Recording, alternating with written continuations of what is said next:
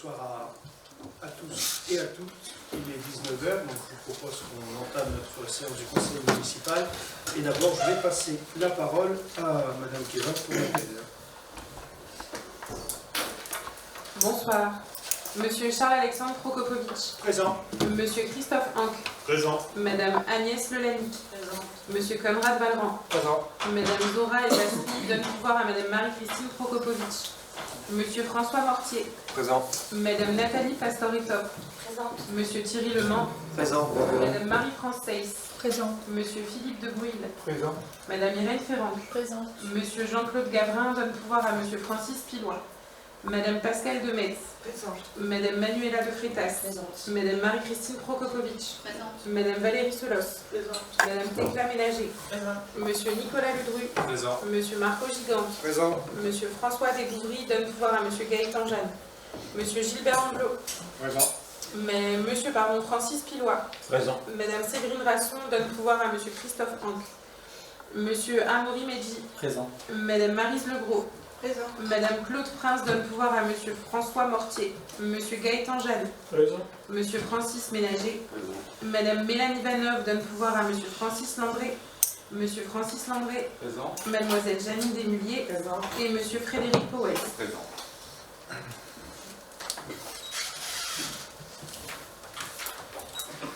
Merci. Alors avant de commencer ce conseil municipal, malheureusement c'est une habitude dans nos conseils, c'est de faire des instants de silence et je voudrais cette fois-ci le faire pour deux raisons. La première, c'est l'assassinat d'une professeure d'espagnol ce midi à Saint-Jean-de-Luz. On ne sait rien de cette affaire, mais c'est une enseignante en fonction, c'est une représentante de la République.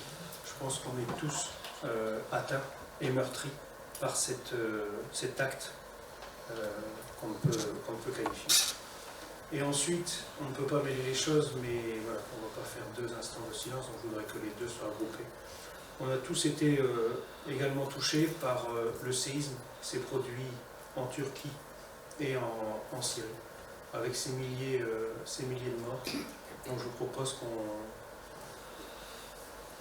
qu'on prenne un instant de recueillement et de silence pour ces deux choses.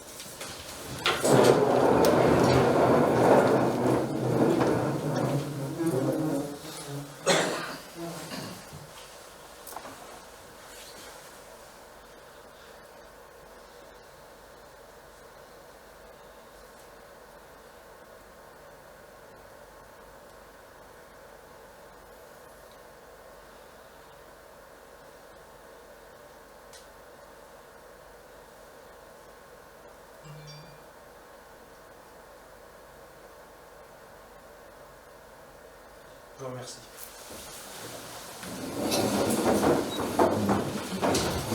Alors sur cette dernière question, j'ai été sollicité par le groupe Agir Ensemble sur les actions qui pourraient être mises en place. Je tiens à dire que toutes les demandes qu'on a eues concernant des collectes, on a renvoyé aux lieux, aux alentours qui étaient sur Waterloo et sur Roubaix pour l'envoi de dons de manière physique. Aujourd'hui, il semble, c'est que ce qui est surtout demandé, ce sont des dons financiers.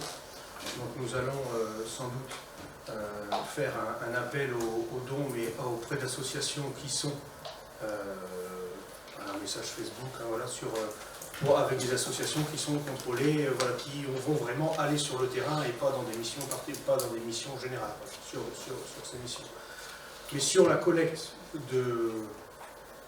physique, on n'a pas les circuits d'acheminement aujourd'hui, contrairement à quand on avait pu faire pour la Belgique lors des inondations et qu'on a pu faire aussi pour l'Ukraine parce qu'on avait quelques semi-remorques qui sont partis. Aujourd'hui, on n'a pas les circuits d'acheminement, donc on ne va pas demander de faire une grande collecte avec des choses qui vont nous rester sur les bancs. Voilà, je pense que l'IS a toujours été à la hauteur des actions de solidarité, que ce soit en France ou que ce soit en Europe ou à travers le monde, on y sera aussi, mais on fera un appel surtout au niveau au niveau financier, c'est la seule chose aujourd'hui qui est aujourd'hui demandée par les associations. Plutôt que de se retrouver avec des choses dont ils n'ont peut-être pas avoir besoin, mais surtout qu'on va revoir acheminer là. D'ailleurs, j'en profite pour dire aussi que j'ai été, et je pense qu'on doit tous faire attention, et ça me permettra de faire la transition avec un sujet que je voudrais qu'on évoque. Avec les fausses rumeurs, les fausses informations, parce que j'ai été très choqué, j'en ai discuté d'ailleurs tout à l'heure avec M. Jeanne, d'entendre qu'il y ait des gens en Turquie qui osent penser que ce sont les États-Unis qui causent un tremblement de terre pour... Non, mais c'est des informations qui sont vérifiées, ces rumeurs. On est quand même dans une société aujourd'hui mondiale où on est en face de personnes complotistes et ultra-complotistes. Il faut faire très attention à ce qu'on dit, il faut faire très attention à ça, il faut quand même... quand on manipule, quand on transmet l'information, quand on en parle, il faut être très, très prudent. Et je voudrais faire cette transition, même si c'est pas la même proportion, mais je voudrais quand même vous faire part de mon malaise. Et je pense qu'on l'a tous ici dans notre Assemblée, quand on voit l'état de l'Assemblée nationale aujourd'hui. Je trouve ça complètement triste, affligeant. Et je ne sais pas comment on peut mobiliser des citoyens quand on a des gens qui s'invectivent, qui traitent les ministres d'assassins. Un gouvernement qui ne répond pas forcément aux demandes de tous les groupes. Et je me dis, finalement, qu'est-ce qui incarne aujourd'hui cette proposition? C'est le peuple lui-même. Parce que, qu'on soit pour ou contre la réforme des retraites, toutes les manifestations qui se font, qui sont organisées, co-organisées par tous les syndicats, se passent dans le calme. La rue est calme, les gens sont calmes, et on a des représentants nationaux qui sont complètement hors sol. Il y a une déconnexion totale, et on le voit nous quelquefois en tant qu'élus municipaux, entre ce qui se passe au niveau national et ce qui peut se dire dans les palais, et ce qu'on entend tous les jours. Je pense que cette erreur, je dis je, pas du tout mon ambition, mais l'erreur aussi, c'était l'absence du cumul des mandats. Alors oui, il y a eu trop de cumul, il y a eu trop de cumul. Il y a des gens qui ont cumulé des présidences de communautés urbaines, des sénateurs, maires de ville, ok, c'était beaucoup trop. Mais aujourd'hui, je pense qu'un député maire à l'Assemblée nationale, ça permettrait peut-être, pour certains, quand même d'avoir une accroche sur le terrain. Parce qu'aujourd'hui, on a des députés hors sol, de tous les bords. Et moi, je trouve ça vraiment inquiétant d'avoir une Assemblée totalement déconnectée du quotidien des Français. Et même en tant qu'élu, maire, je ne suis pas concerté, mais ça, c'est pas mon... Mais je pense qu'on pourrait au moins en concerter tous les maires sur cette réforme, parce qu'on est aussi tous élus, et donc on sait ce que c'est que la gestion du RH. Aujourd'hui, ça me paraît compliqué dans certains métiers de la ville de faire travailler les gens 2 ans de plus. Je ne citerai pas les métiers parce que voilà, il y a des choses qui sont... Mais il y a quand même des métiers qui sont bien pénibles, et travailler 2 ans de plus dans certaines fonctions, ça me paraît un peu compliqué. Voilà tout ce que j'ai à dire sur cette réforme. Sur le fond, on peut en discuter, mais sur la forme, je trouve vraiment que c'est déplorable. Et enfin, parce qu'il faut toujours terminer par une bonne nouvelle, c'est une très bonne nouvelle, j'ai reçu un courrier cette semaine de l'inspection académique et une ouverture de classe à l'école élémentaire Paul Bert pour la rentrée 2023-2024. Donc voilà, les arguments que nous devons pondre depuis plusieurs années avec M. Wallerand et M. Collin aussi, parce qu'on a la même gestion au niveau des écoles, ont porté leurs fruits, et donc on a une ouverture de classe, et il semble qu'elle soit bien accrochée, et qu'il y ait peu de risque d'avoir un retrait de poste dans les années à venir, parce que créer un poste pour après le supprimer, c'est pas forcément une bonne chose, mais il y a très peu de chances qu'il y ait ce retrait de poste. Voilà ce que je souhaitais on va dire, avant de passer au vote du procès verbal. Y a-t-il des commentaires concernant ou des remarques concernant le procès verbal? S'il n'y a pas de remarques, on peut donc le considérer comme adopté à l'unanimité. Donc je vous propose de passer donc au débat d'orientation budgétaire, qui est le gros de notre soirée.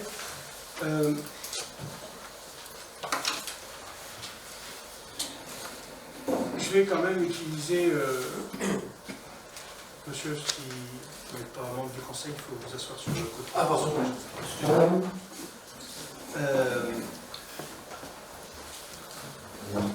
On a construit beaucoup de budgets ensemble, mais j'en ai construit certains, les services ont construit, on a examiné certains. La ville en a fait depuis toujours. C'est l'un des plus compliqués à réaliser. On est bien sûr qu'au stade du débat et des constructions. C'est la construction. On votera ça, enfin, il y aura un projet qui vous sera soumis en mars. C'est très compliqué, car dans toutes ces notions, quelle est la philosophie du rapport d'orientation générale budgétaire que vous avez? C'est et c'est ce qui intéresse l'histoire, on allait me dire, évidemment, c'est la non-augmentation des impôts. Ça, c'est une base. 2, c'est préserver leur pouvoir d'achat via les impôts, mais aussi par rapport aux dépenses quotidiennes. Et on doit sans doute faire partie des exceptions, mais vous le verrez, on ne souhaite pas augmenter les tarifs qui sont donnés, enfin qui sont facturés aux familles, et notamment la restauration municipale. On va tous les jours dans nos magasins et les prix sont hallucinants. Hallucinants. Les gens qui travaillent, qui sont au SMIC et au-dessus, même au-dessus aujourd'hui, ont du mal à joindre les deux. Alors, les enfants ne mangent pas forcément de la viande, c'est vrai. Mais se payer de la viande aujourd'hui, c'est un luxe. Et pour ceux qui en mangent, et pour les enfants qui en mangent, on en offre aujourd'hui à des prix corrects pour le lycéen. Et tous les midis, les enfants qui fréquentent nos écoles ont à manger chaud, de manière équilibrée, variée, locale.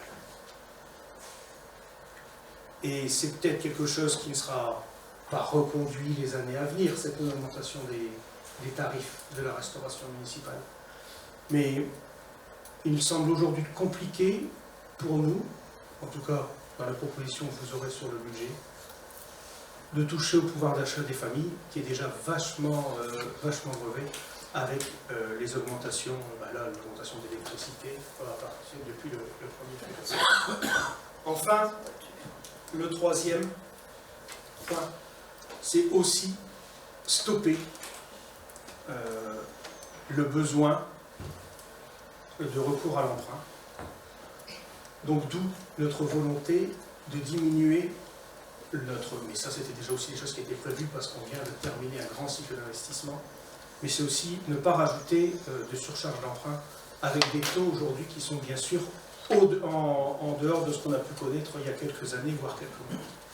Mais donc voilà pour une introduction rapide sur les trois points les plus importants pour moi et pour la majorité municipale. Pour le contexte macroéconomique, je vous propose d'examiner rapidement, je vais peut-être sans doute avoir des échanges et des questions, mais vous savez tous que la croissance mondiale a ralenti en 2022 et en 2023, elle ne pourra pas non plus. La croissance en Europe, elle est prévue à 0,5 en 2023, elle est à 3,3 en 2022. Il y a aussi un rebond de l'inflation, ça je l'ai évoqué, du fait de l'augmentation des prix de l'énergie et des matières premières. On s'attend à une inflation à 6,8 en 2023.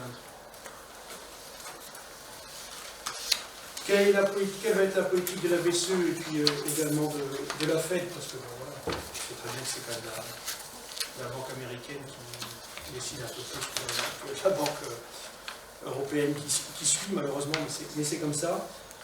Elle lutte encore aujourd'hui le plus possible contre l'inflation, mais voilà, l'inflation est partie, c'est compliqué de rattraper tout ça. Au niveau du contexte économique national,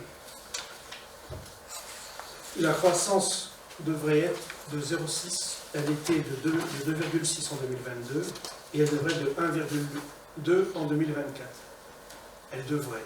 Alors à chaque année, tous ces chiffres, on les estime et on le sait encore plus que ce ne sont vraiment que des estimations qui peut arriver n'importe quel événement qui change ces chiffres en cours d'année. C'est pas ce qui peut se passer demain. Et ça, le terme demain, c'est pas demain fin de l'année, c'est demain le 23 février. Le taux de chômage s'élève à 7,3% de la population active au troisième trimestre 2022. Ensuite, on a une inflation qui a été plutôt limitée dans certains secteurs au niveau de l'énergie, tarif de gaz et électricité pour les particuliers. Pour la collectivité, vous verrez, et on a discuté déjà, ça n'a pas été, nous on n'a pas du tout, la ville n'a pas de tarif réglementé pour les énergies. Donc elle s'établirait en inflation donc, en France à 5,9 en 2022 et 5,7 en 2023. Donc le bouclier tarifaire. Et puis évidemment notre dette publique qui atteindrait les 2 956 milliards au troisième trimestre 2022, soit 113,7% du PIB. Le contexte pour notre commune. Alors, le nombre de demandeurs d'emploi sur la ville de Lys en catégorie A, elle est de 709, référence prise au troisième trimestre 2022 contre 705 au troisième trimestre 2021, soit une augmentation de 1%, et le nombre de demandeurs d'emploi toutes catégories est en diminution de 1%. Les demandes d'aide sociale augmentent. Les aides facultatives octroyées en 2022 par le CCAS sont de 67 208 contre 63 770 en 2021. Le nombre de personnes aidées s'élève à 254 bénéficiaires sur 458 demandes traitées contre 210 bénéficiaires et 383 demandes. On voit quand même une hausse déjà assez sensible du nombre de demandes. Après, il y a des critères qui font que, mais on a quand même plus d'une centaine de demandes supplémentaires.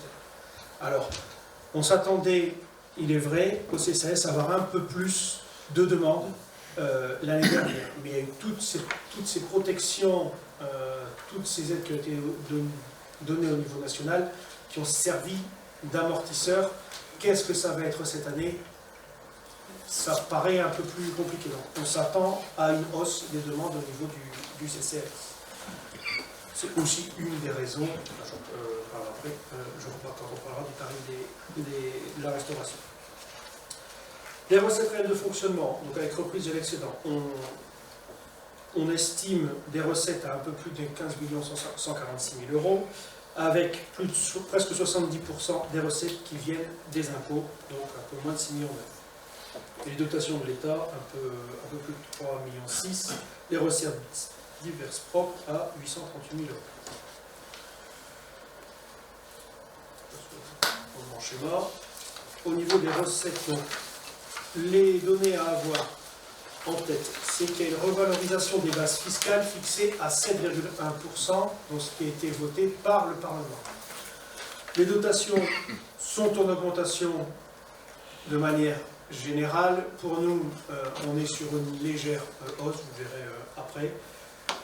Il y a quand même, donc j'ai bien dit que pour ce qui concernait la restauration, ce qui concernait les tarifs aux familles, on ne prévoit pas d'augmentation de ces tarifs. Il peut tout de même avoir certaines prestations qui seraient réévaluées.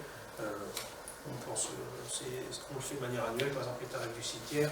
Il y a déjà des tarifs qui ont changé l'année dernière au niveau de la location des salles. Voilà, on ne s'interdit pas de manière ponctuelle d'y toucher. Mais ce n'est pas l'objectif. Et les taux d'imposition restent identiques.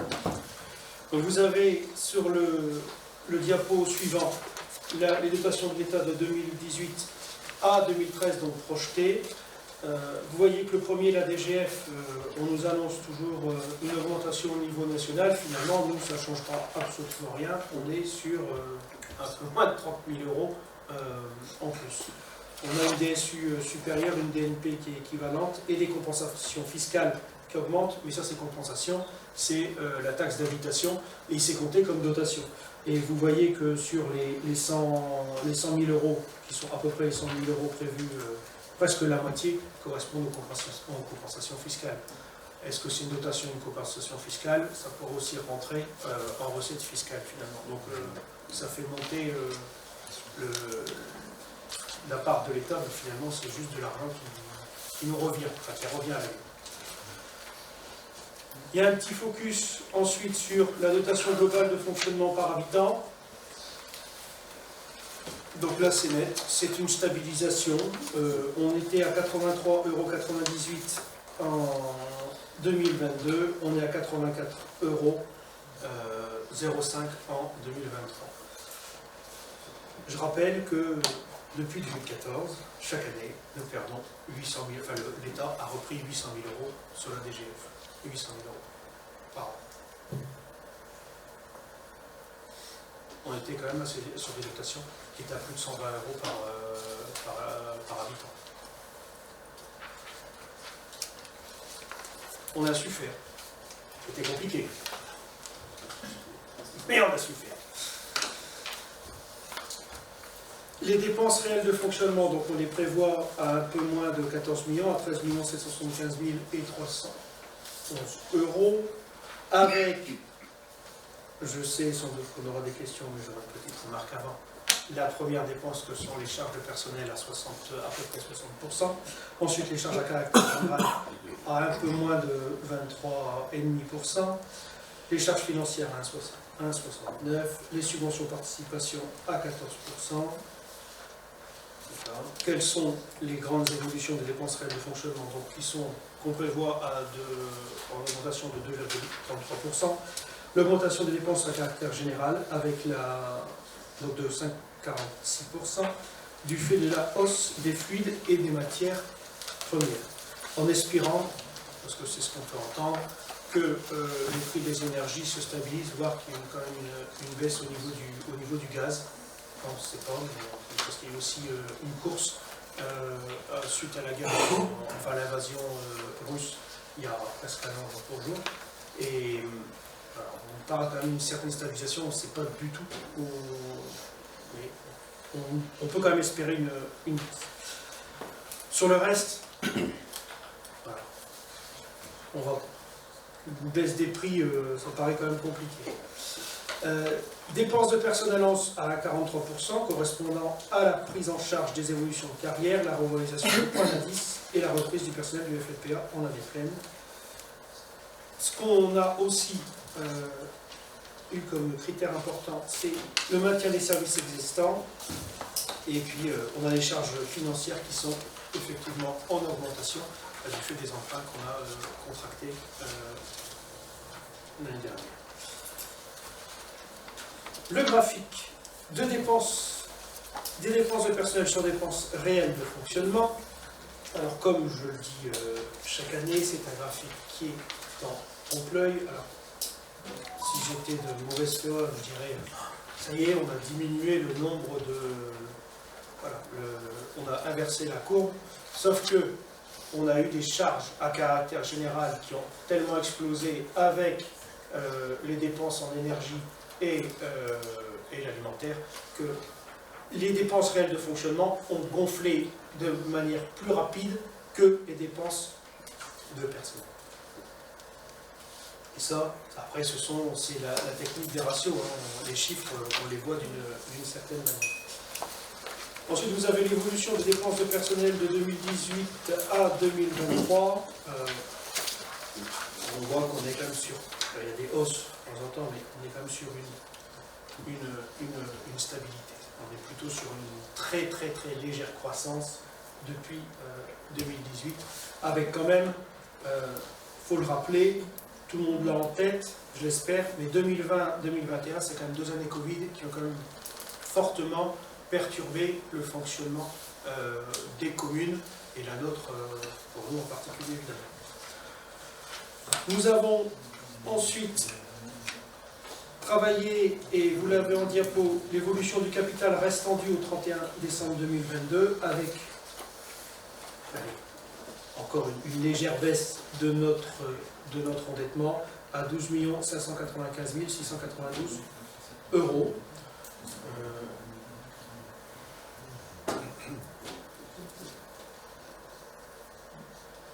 Ce qui est un palier pour notre commune. Ensuite, on a les dettes par type de risque au 31 décembre 2022. Donc, comme j'aime à le rappeler, il n'y a pas d'emprunt toxique dans notre commune. On a un emprunt qui est ancien maintenant, qui est toujours indexé sur le livret A. J'ai, je pense comme vous tous, lu l'alerte d'un maire disant que sa ville avait contracté des emprunts indexés sur le livret A il y a très peu de temps. Moi, j'ai toujours refusé, parce que les taux étaient bas et il y a plus de risques d'augmenter. On doit faire preuve de solidarité, mais là, les élus ont aussi besoin d'être un petit peu responsables sur le coup. Je pense que l'État n'a pas à donner de l'aide à des élus qui n'ont pas eu la présence d'esprit d'avoir des taux bas qui étaient à taux fixe. Enfin, c'est une question de logique. Les taux étaient à 1,60, 1,80, avec un taux, voilà, avec un livret A qui était certes bas, mais qui ne pouvait qu'augmenter, on le savait. Hein, ceux qui ont souscrit des emprunts sur le taux, sur le livret A, il y a 6 mois, il y a 1 an, je ne sais pas quelle était leur réflexion. Donc, moi, je citerai personne, mais quand même, on dit, on a eu une bonne gestion, on a bien fait de ne pas prendre ce risque pour gagner 1/10 et finalement le perdre au bout de 3 ou 4 mois. Ensuite, je termine la présentation. On a une baisse de notre autofinancement, donc dépenses et recettes réelles de fonctionnement du fait de ces hausses de fluide et cette hausse du point d'indice. On a eu un compte administratif en 2013 qui était négatif au niveau de l'épargne nette. On a réussi à reconstituer chaque année des marges de manœuvre. Et là, avec l'inflation et tout ce qui s'ensuit, on a eu une perte de presque 700 000 euros de marge de manœuvre. 700 000 euros qui sont partis. Avec 800 000 euros qui sont partis chaque année. Donc, si on faisait les 800 000 euros, on était à 1,5 million, l'année dernière on était à 1,8 million d'épargne nette. L'épargne nette, c'est notre autofinancement net, c'est vraiment ce qui nous permet d'investir sans devoir contracter des emprunts. On a eu une baisse très importante cette année 2022. Donc, on souhaite avoir... c'est pas de la prudence, parce que de la prudence on l'a toujours eu, mais là on doit renoncer à certains investissements, pas renoncer, plutôt reporter, renoncer, c'est un investissement, un terme qui est un peu trop fort. Je pense qu'il faut savoir renoncer, reporter, donc on reporte certains investissements. Mais ce qu'on prévoit tout de même de faire, donc un peu moins de 2,1 millions d'investissement, un programme d'éclairage public avec 527 000 euros, la rénovation, une partie de rénovation qu'on étalera sur plusieurs années de l'école élémentaire Paul Bert avec les panneaux solaires photovoltaïques et surtout aussi la nouvelle toiture, parce que la toiture a plus de 30 ans et là c'était urgent. Un équipement sportif de proximité à Bacro. Après, on a inscrit la préemption de commerce s'il y a besoin, l'extension de la vidéosurveillance et la fibre, la réfection des aires de jeu du parc Maréchal et du parc Jean Ferrat, l'acquisition en face d'un futur espace vert de l'esplanade de Daniel Chabas, toute l'année il aura fait le chantier.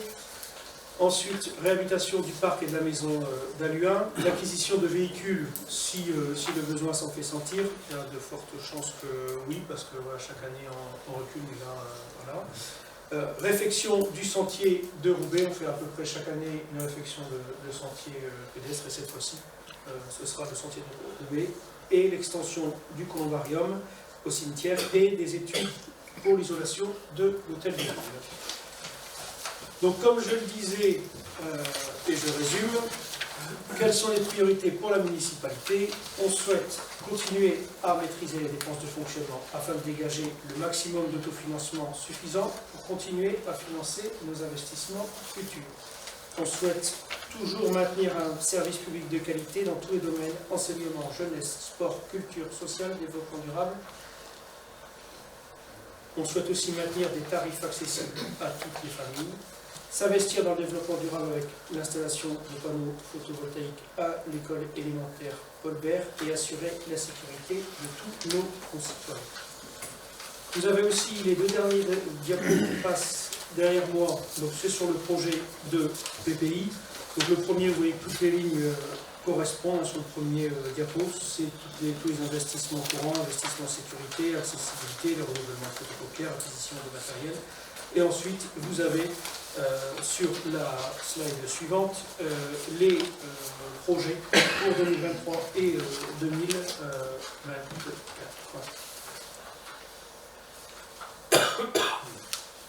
Voilà, on est terminé pour la présentation du rapport d'orientation budgétaire qui permet d'avoir la discussion sur notre budget. Vous avez une question? Allez-y. Bonsoir, monsieur le maire, mesdames, messieurs les élus, mesdames et messieurs, bonsoir. Donc, je vais m'exprimer au nom des 4 membres du groupe Agir Ensemble. Tout d'abord, nous vous remercions pour les documents fournis. Merci à l'ensemble du personnel communal et en particulier au service finance pour la réalisation de ce dossier qui était complet. Dans un contexte de crise exceptionnelle pour la 3e année consécutive, votre budget 2023 sera marqué par une augmentation subie des dépenses de fonctionnement liées aux décisions de l'État, principalement par la hausse de la masse salariale,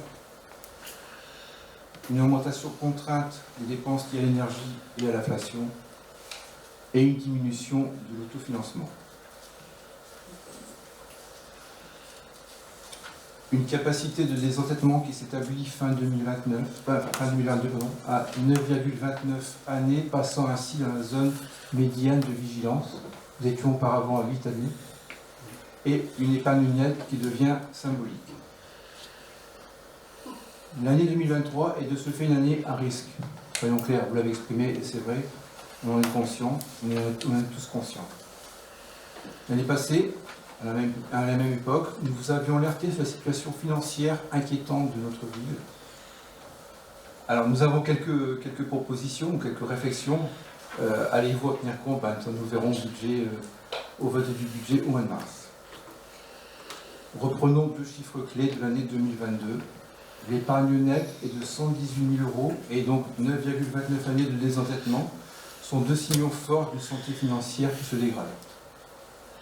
Vous n'êtes pas le seul responsable, mais c'est évident qu'il faut en tenir compte. En 2023, vous annoncez des dépenses 2 fois plus importantes que vos recettes. Notre rôle est de défendre l'intérêt des Lissois et vérifier que la santé économique de notre ville est saine. La dette par habitant s'élève aujourd'hui à 915 € pour un revenu moyen de 13 339 €. Dette nettement supérieure à la strate démographique de notre commune. Pour les communes de 10 000 à 20 000 habitants, le revenu est nettement inférieur à la moyenne puisqu'il est de 16 628 € par habitant. Donc nous on est à 13 339 sur l'IS et la moyenne nationale 16 628 €. Sachant que nous avons aussi donc, cette dette de 915 €, la moyenne nationale est de 870 €. Et si je prends 4 communes de plus de 10 000 à 20 000 habitants sur notre secteur, je ne vais pas les nommer, elles sont à la mêle, on est à moins de 700 € pour chaque commune. Je vais prendre Fâche-Cumully, Croix, Ouascal et M qui était vraiment très inférieure à la nôtre. Je ne donnerai pas son chiffre, on peut le trouver facilement sur le site de la Ville d'Aime. Aujourd'hui, vous devriez pouvoir nous donner l'évolution de la dette, le capital restant dû, les éléments de calcul de l'emprunt que vous souhaitez faire. Le montant que vous aviez donné en commission était de 1 280 816 €, l'emprunt que vous souhaitiez faire, et nous préciser l'encours de la dette pour les années à venir. Projeter sa dette est juste un outil de prospective essentiel pour une bonne gestion. Donc l'emprunt en cours, alors ça je voulais venir tout à l'heure à la question, mais peut-être vous avez peut-être répondu, et je n'ai pas tout analysé. Donc la structure de la dette est constituée à plus de 90% à taux fixe et à moins de 10%, enfin 9,29% à taux variable indexé sur le livret A. On sait que le livret A est passé à 3% au 1er février. On a ce risque qu'il passe à 4, voire 4,5% en cours d'année. Est-ce que le fait que ce taux augmente aura une incidence sur le prêt que vous avez contracté auprès de la... Est-ce qu'il y aura une incidence sur le prêt, le fait que le taux augmente? Vous voulez terminer vos questions? Non, je peux terminer après, si vous avez autre chose, on reviendra, d'accord. Donc ça c'est simplement une question. Donc pour les dépenses de fonctionnement, je vais revenir sur un seul point. Les charges du personnel, vous vous en doutiez, en effet, on y revient. À effectif égal, en 2019, nous avions une dépense de 7 832 000 € et la prévision de 2023 est de 8 375 000 €, soit une augmentation de 543 000 €, près de 7%. Les raisons principales sont l'augmentation du point d'indice, vous l'avez dit, l'intégration d'une partie du personnel du foyer logement Marconnier, d'une partie par l'ensemble du personnel, mais aussi le nombre important d'heures supplémentaires, pour 93 000 €, en augmentation malgré le passage de 1607 heures au lieu de 1560. Si on prend 200 agents, 40 heures en plus, ça fait 8000 heures. C'est un poste de dépense où nous appelons à votre vigilance. Sur le PPI, bon, ça va aller assez vite, nous avons les colonnes de prévision de 2021 et de 2022, on les a vu tout à l'heure sur le tableau. Alors, les prévisions 2021 et 2022, bon, c'est bien de les avoir en mémoire, mais ce serait bien aussi d'avoir le réalisé sur ces deux colonnes. Pour avoir une vraie vision budgétaire, il est nécessaire de comparer ce qui a été réalisé à ce que vous envisagez de reprendre. De ce fait, cela devient budget réel.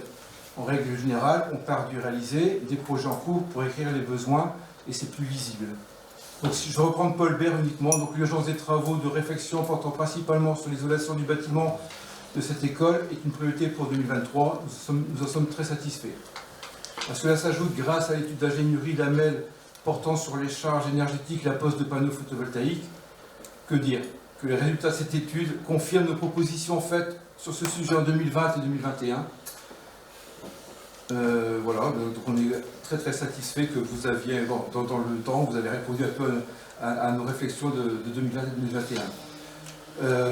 Sinon, donc l'espace Chabas, vous en avez parlé, donc on voudrait savoir quel est le projet que vous envisagez sur cet espace et quand comptez-vous programmer les travaux d'enrobé, du parking. Et enfin, la vidéosurveillance, vous aviez expliqué en commission que ce n'était pas de nouvelles caméras, mais simplement du passage de câbles dans les gaines. C'est déploiement de la fibre. Pour la fibre, non. Passage de fibre, c'est le passage de fibre pour les bâtiments municipaux. Juste une réflexion, est-il possible, pour diminuer le coût, peut-être de passer sur les gaines existantes de la MEL? Est-ce que c'est possible ou pas? Donc c'est simplement là aussi une question technique. Est-ce que c'est possible d'utiliser des gaines existantes pour ne pas avoir... voilà, pour diminuer le coût. Alors, et pour conclure, là c'était votre avant-propos avant le début du conseil, c'est marrant parce qu'on se rejoint. Je vais faire donc appel à une actualité récente, alors je l'ai écrit, donc je vais reprendre ce que vous avez dit, enfin pratiquement ce que vous avez dit. Nous avons tous vu dans l'hémicycle de l'Assemblée nationale des échanges indignes d'élus de la République.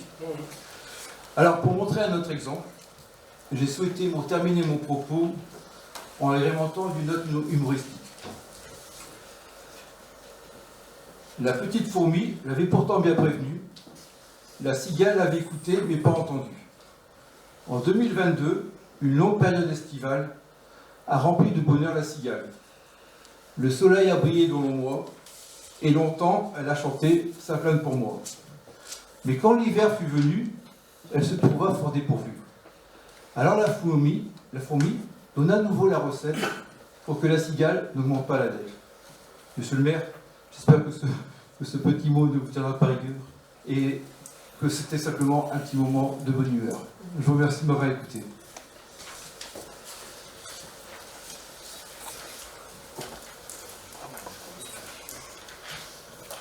Est-ce qu'on m'entend ou non? C'est versé.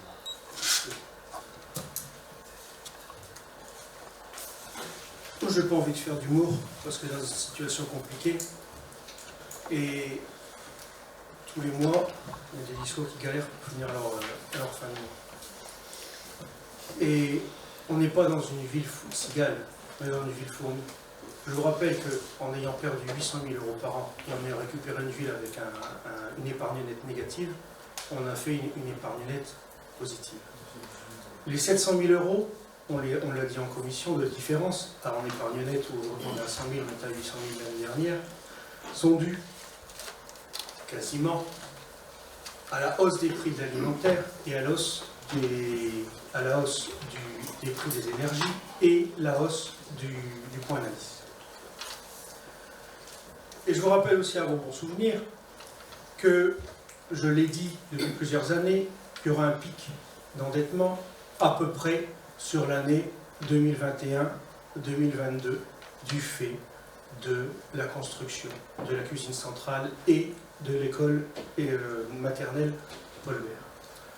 Construction d'ailleurs qui nous a permis pas de faire des économies parce que la hausse des matières premières est trop importante, mais d'avoir une hausse moindre des tarifs des produits alimentaires parce qu'on fait du local. Et grâce à cet investissement, le coût de repas a effectivement augmenté, il y a des calculs qui sont en cours, mais je prends le pari que la hausse est plus faible que dans toutes les communes des environs. Parce que quand nos carottes, quand les endives viennent de Toufflers, le coût de transport est marginal. Contrairement à quand on va dans des grandes centrales. Donc, c'est compliqué après de trouver le point. Ensuite, c'est aussi, et c'était une volonté dès le départ, de faire des économies d'énergie et surtout la sécurité pour l'école maternelle Paul Bert. On était quand même sur un bâtiment qui était en fin de course. Et de toute façon, si on ne faisait pas les travaux, si on ne s'endettait pas pour le faire, et ça, on le regrette tous, c'est une participation de l'État qui est quand même très faible, on aurait une école aujourd'hui qui serait fermée. Elle serait fermée, parce qu'à quelques semaines près, on avait quand même eu un début d'incident électrique dans cette école, juste avant les vacances de Noël, la date de la fermeture de l'école. Donc oui, on a un endettement qui a augmenté du fait de cette opération, à peu près qui revient à peu près à 10 millions à charge de la ville. Pour la partie de l'école élémentaire, donc le futur, avant de pouvoir mettre des panneaux solaires, il faut faire une étude de portance de structure. Et cette étude, qui est une étude qui a été cofinancée par la MEL, mais qui a quand même été financée principalement par la ville, c'est le point essentiel. On peut tout imaginer, mais si le bâtiment ne s'est pas porté, c'est impossible. Peut-être qu'un jour, je ne dis pas que ça se fera, mais sans doute peut-être qu'un jour ça se fera aussi sur la salle des Meuniers. Sauf qu'aujourd'hui, les études, on ne les a pas faites et on ne les fera pas parce qu'on sait qu'on ne pourra pas investir tout de suite là-dessus. Mais peut-être que les études diront que le poids rajouté sur la structure, ce sera trop dangereux pour le bâtiment et ça ne le supportera pas. Là, on a la chance d'avoir une structure de l'école élémentaire Paul Bert, qui est une structure béton assez solide pour absorber le poids supplémentaire. La logique des panneaux solaires, je rappelle que le premier bâtiment qui a des panneaux solaires, c'est la crèche, où il y a des panneaux solaires. C'est pas la logique de 2020 et 2021, c'est pas la logique d'aujourd'hui. On avait des coûts qui étaient trop importants par rapport aux bénéfices qu'on pouvait avoir sur un moyen, voire un long terme. Aujourd'hui, les bénéfices sont intéressants. À l'époque, ce n'était pas du tout le cas. Et aujourd'hui, avec Enedis, on a travaillé. Ils nous disent aussi qu'on ne gagnera pas d'argent, mais on en dépensera moins parce qu'on sera en autoconsommation. Et notre réseau, il y aura une redistribution de l'énergie produite si elle n'est pas consommée sur l'école, sur l'ensemble des équipements qui sont aux alentours. Qu'auparavant, il fallait revendre l'énergie qui n'était pas consommée à des prix trop bas.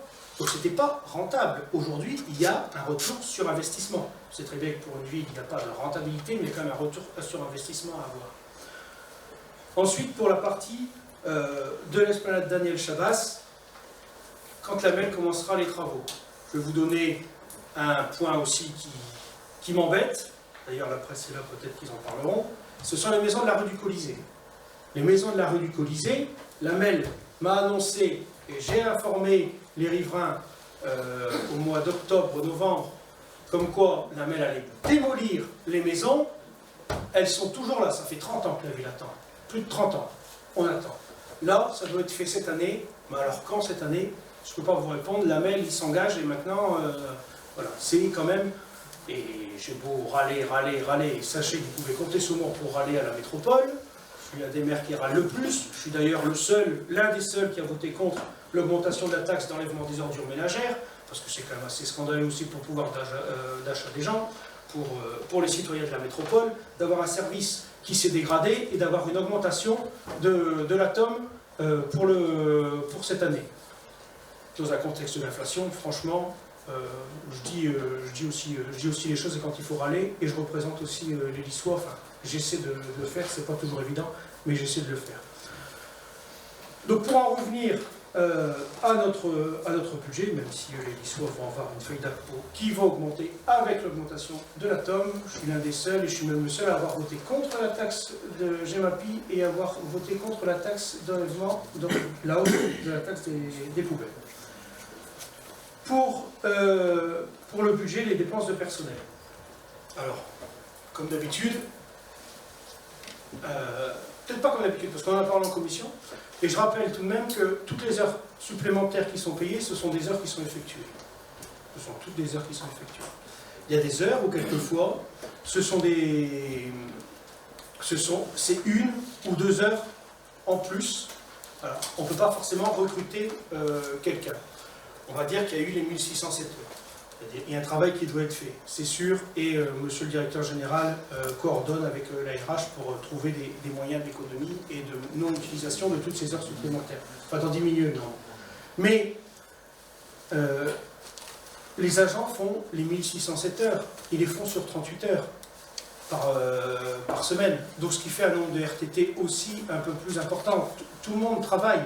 Les heures qui sont faites, ce sont des heures de service, ces heures supplémentaires. Ça peut être la police municipale, ça peut être les services techniques, quelquefois c'est aussi les services d'astreinte qui ont ces heures. Voilà. Après, on pourrait... voilà, enfin, moi, sur ces heures supplémentaires, comme je l'ai dit en commission, on y travaille, enfin, monsieur le directeur général y travaille, mais ces heures supplémentaires sont des heures qui sont effectuées. Il y a un pointage qui est fait. C'est aussi des heures, par exemple, quand il y a des agents qui sont absents en cuisine centrale, et donc eh bien, il faut bien payer les gens voilà, parce qu'il y a des heures supplémentaires, parce qu'il y a un absent, parce qu'ils commencent le service un peu plus tôt, parce que le repas, voilà, il y a une erreur dans la livraison. Enfin, il y a des trucs qui se font où ils terminent un peu plus tard aussi. Ça arrive. Voilà quelles sont concrètement ces heures. Pour les heures, j'ai bien compris, et loin de moi l'idée d'avoir des agents qui ont des heures supplémentaires qui ne sont pas effectuées. La seule chose, c'est que, comprenez bien que dans la balance, quand vous dites à un agent qui fait 40 heures de plus par an, et sur le nombre d'agents, donc 200 agents, et que ces augmentations d'heures supplémentaires sont quand même assez conséquentes, comprenez qu'il y a quand même question à se poser. Et c'est bien, vous le dites, monsieur le directeur général des services, avec les services, va se pencher sur cette question. Donc on espère qu'à l'avenir, il y aura une diminution quand même des coûts d'heures supplémentaires, tout simplement. Voilà. Bien sûr. Enfin, on y travaille. Est-ce qu'on va avoir une diminution importante? Je ne sais pas. Mais vous savez, depuis 2014, et quand M. Jeanne, à l'époque, m'avait confié la charge du budget, on a tout regardé. Hein. on a regardé les téléphones de fonction, on a regardé les voitures de fonction, on a regardé toutes les dépenses aujourd'hui, les dernières en date, ce sont les dépenses de papier où on a diminué de plus de 50% l'achat de ramettes. On tient au fur et à mesure. Maintenant, ce sont des heures qui sont effectuées au service de la collectivité. Voilà. Il n'y a pas de... Ce ne sont pas, comme me le dit monsieur le directeur général des services, ce ne sont pas des heures supplémentaires fictives. Il y a des choses qui sont affinées. Il y a peut-être des cycles de travail qui sont peut-être à revoir dans certaines choses. On espère en diminuer. Mais ça fait moins de 2 agents, ça fait moins de 2 ETP. Hein. Au final, c'est 2 heures. Sur plus de 200 agents. Donc en embauchant, parce qu'on pourrait dire la solution c'est d'embaucher. Finalement, on ne peut pas embaucher. C'est ça aussi. Non mais c'est parce que ce sont des heures qui sont aussi en décalé. On n'emploie pas des gens pour 3 heures par jour et puis après, voilà. C'est aussi tout ça, c'est toute une gestion de temps. C'est aussi quelquefois aussi des contraintes de loi de la fonction publique territoriale. C'est pas toujours évident non plus. Voilà. Le signal d'alarme est sur l'ensemble 536 000 € de plus à effectif égal sur 4 années. Voilà, ça c'est un chiffre 536 000. Au nombre d'équivalents temps plein, on est sur le même. On a même moins d'agents d'ailleurs. On a un service supplémentaire avec le service des cartes d'identité. On ne remplace pas forcément, mais en RH, ils sont 3. On peut faire des comparatifs avec les autres communes. Hein. On peut faire des comparatifs avec les autres communes parce que vous vous amusez à faire un comparatif où on n'a pas du tout les mêmes populations. Et puis la strate entre Croix et Wascal, ils sont à plus de 20 000 habitants, nous à 13 500. Il y a aussi une différence importante. Ils ont aussi métro, ils ont des gares, ils ont aussi des choses qui attirent et qui ramènent beaucoup plus de recettes fiscales que chez nous. Donc voilà, il faut comparer aussi des choses qui sont un peu plus comparables. On n'a pas le même historique. Voilà. Mais pour les charges de personnel, je le dis chaque année, on enlève quel service? Aujourd'hui, j'enlève quel service? Parce qu'on peut dire qu'il y a des erreurs. On a supprimé des primes, on a supprimé les DGA. Voilà, ça, effectivement, ça n'a rien changé au quotidien niçois. Aujourd'hui, qu'est-ce que je dois supprimer? Au quotidien. Les heures de bibliothèque, on a fermé une demi-journée en plus. Qu'est-ce que je fais après? S'il y a quelqu'un qui part, je ne remplace pas et je ferme la bibliothèque? Non, je ne peux pas fermer. Je ne peux pas. Ils interviennent dans les écoles. C'est un service public aussi de proximité. La crèche, on est bien d'accord, on ne va pas la supprimer.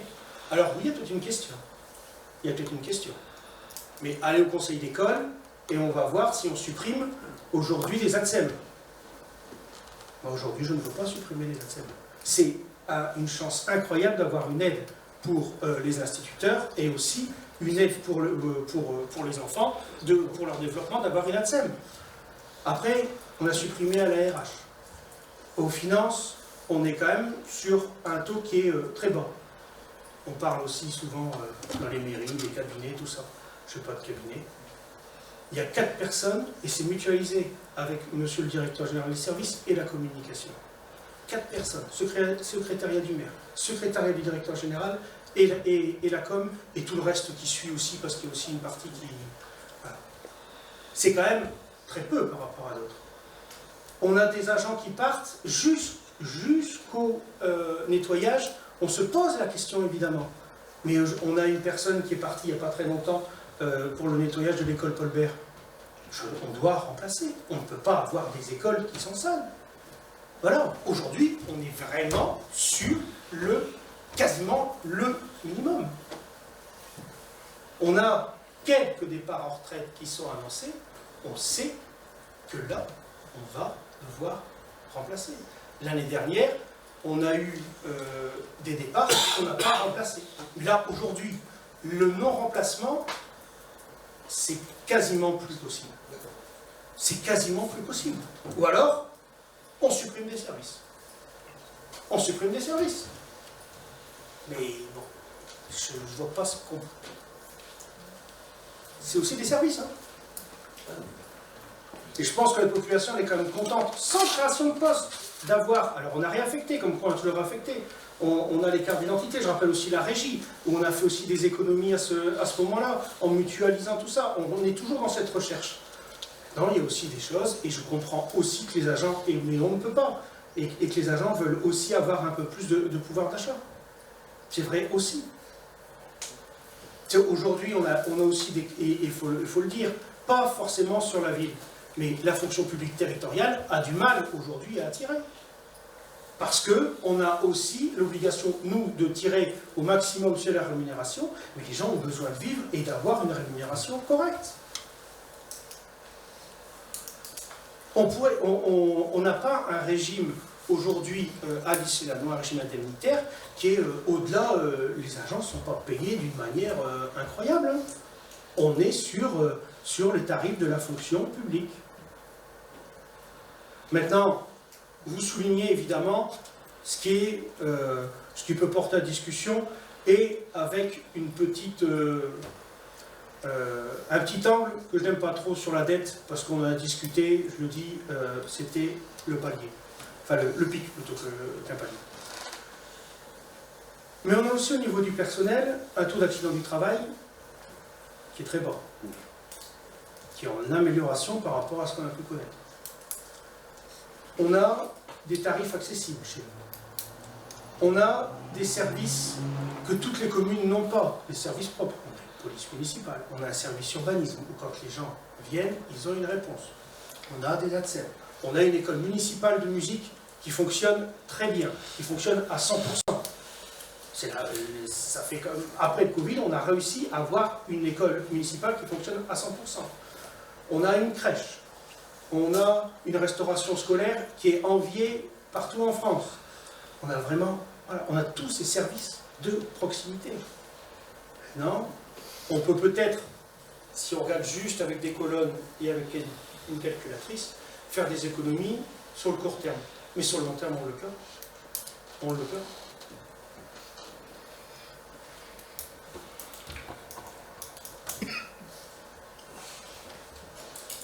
Voilà. S'il n'y a pas de questions sur cette discussion, parce qu'on n'a pas à voter, voilà, on doit juste acter qu'on a bien eu un débat sur ces questions financières pour notre commune.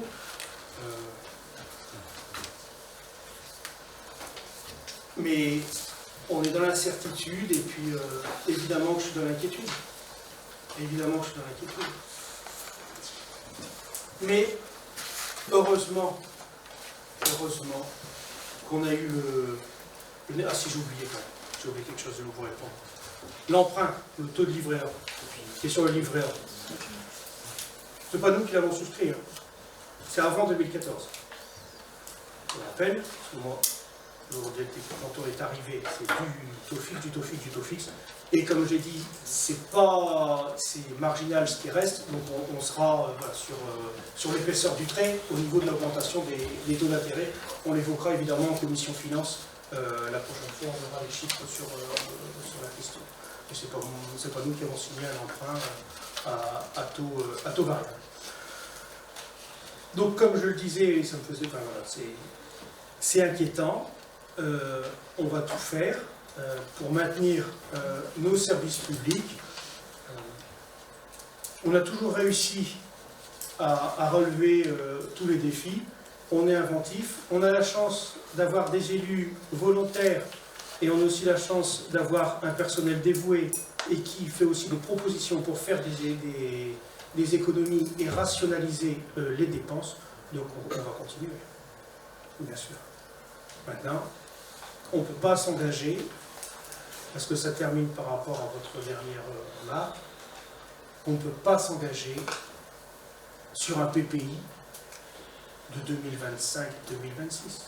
Aujourd'hui, c'est totalement impossible. Chacun, de toute façon, nous on réfléchit tous, personnellement, au mois ou au trimestre. Aujourd'hui, une collectivité, avec toutes les inconnues qu'on a, réfléchir à autant, non. Parce que le principe de base. Si je devais faire un PPI 2026 et peut-être faire comme certains font des trucs à 10 ou 15 ans, c'est zéro. C'est zéro. Parce que la logique de dire on fait ça, on trouve les recettes, c'est fini. Ça n'a jamais été trop notre logique d'ailleurs. Mais la logique, c'est dire on a combien, qu'est-ce qu'on peut faire? C'est ça que je lui demandais. Ah, c'est tout, donc vous avez le reste, après c'est zéro. C'est logique. Donc voilà. S'il n'y a pas de remarques ou de questions, on peut acter qu'on a bien eu un échange sur les orientations financières de notre commune. On dit que donc, la délibération actant du débat d'orientation budgétaire est adoptée donc à l'unanimité. Maintenant, je vais passer la parole à Madame Nathalie Top-Pastoret pour le CIVU, le futur.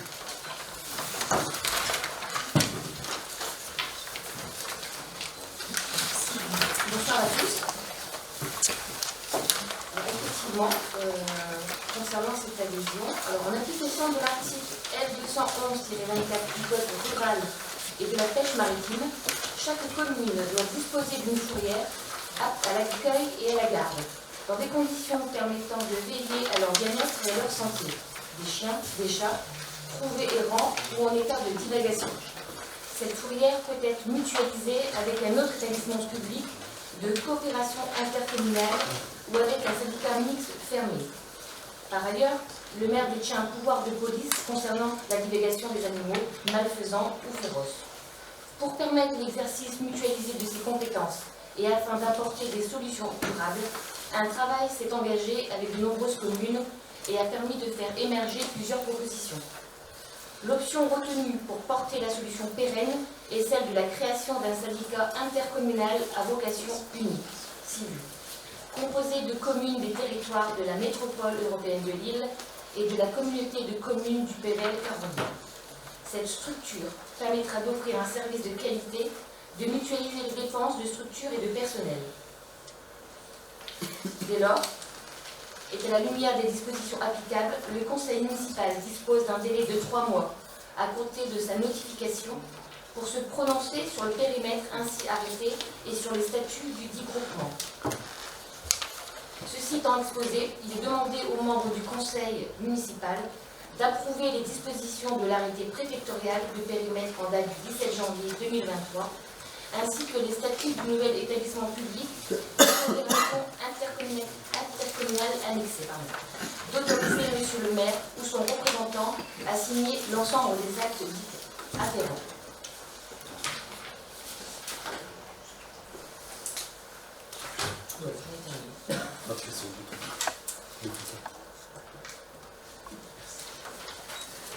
As-tu des questions ou des remarques? Alors, comme je l'ai dit en commission, j'ai eu la chance, on a discuté avec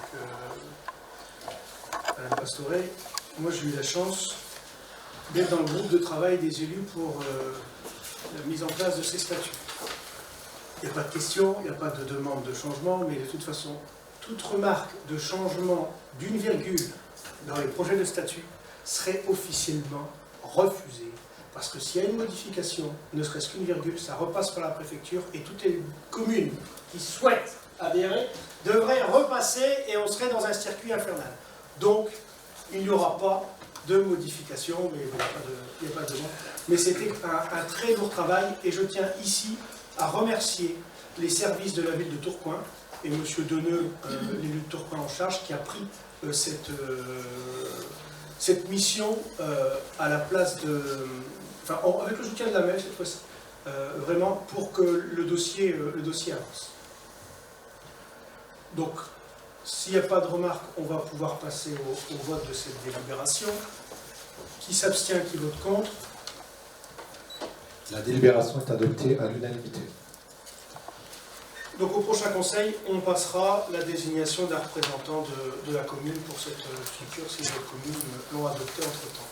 Avant de partir, j'ai oublié, je n'ai pas oublié le PV cette fois-ci, mais non, il fallait quand même que je zappe quelque chose. La vente de subvention pour le CCAS de 100 000 €. Voilà, c'est au cas où on ait des demandes importantes. Est-ce qu'il y a des remarques sur cette avance de subvention? La délibération. Attends. Pardon. Mais d'abord, est-ce qu'il y a quelqu'un qui s'abstient ou qui vote contre?